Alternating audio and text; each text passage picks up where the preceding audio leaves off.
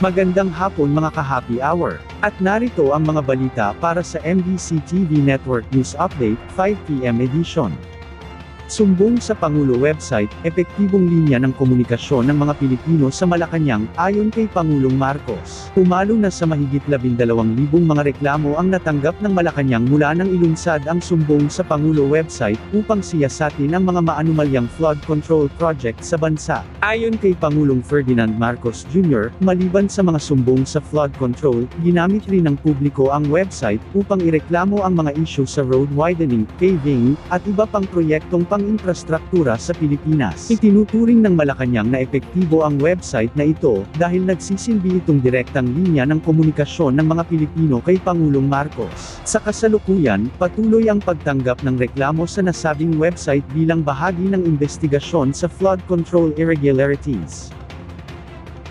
At sa ating Metro Manila ngayon, mga organizer sa agresibong kilos protesta sa compound ng mga Diskaya sa Pasig City noong isang linggo, pinag-aaralan na ring sampahan ng reklamo dahil sa kawalan ng permit. Ito ay inihahanda na ng Pasig City Police Office ang mga reklamong kanilang ihahain laban sa mga organizer ng marahas na kilos protesta na isinagawa sa bahay ng mga Diskaya sa Pasig City noong isang linggo. Sa pulong balitaan sa Campo Crame, sinabi ni Pasig City Police Office Chief Police Colonel Hendrix Mangaldan, bukod sa ginawang pagbato ng putik at pagpipintura sa bakod ng mga Diskaya, wala ring permit ang mga ito mula sa lokal na pamahalaan. Bagaman iginagalang naman ng pulisya ang pagkadismaya ng publiko sa katiwalian sa flood control projects, malinaw na paglabag naman aniya sa Batas Pambansa 880 o Public Assembly Act of 1985, ang posibleng kaharapin ng mga organizer. Pagdating naman sa mga rallyista, kanyang sinabi na inaayos na ang affidavit para sa reklamo at nakikipag-ugnayan na sila sa kampo ng Diskaya para rito.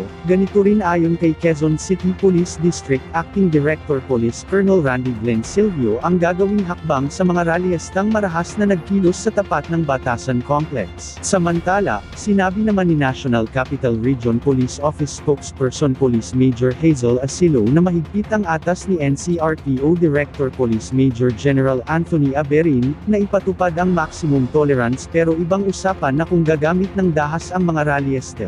Sa katunayan, nasa 2,000 pulis ang ipinakalat para magbigay seguridad sa nilulutong Black Friday protest, na isasagawa sa iba't ibang panig ng Metro Manila bilang pagkondena sa katiwalian sa flood control projects. Ito ang magkasunurang tinig nila Mangaldan at Asilo. As to the formality of the request, wala po. And it's just part of the management of our security plans in all events.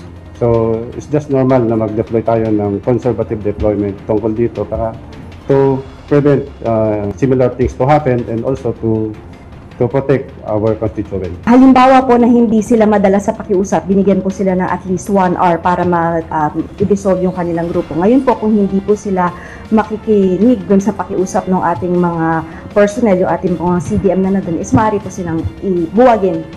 Malalaman natin ang mga latest update mamayang alas 5:30 ng hapon, sa programang Metro Manila Ngayon, Afternoon Edition. At yan ang mga balita para sa MBC TV Network News Update, 5 PM edition. Samahan ninyo kami bukas, mula alas 9 ng umaga, hanggang alas 5 ng hapon.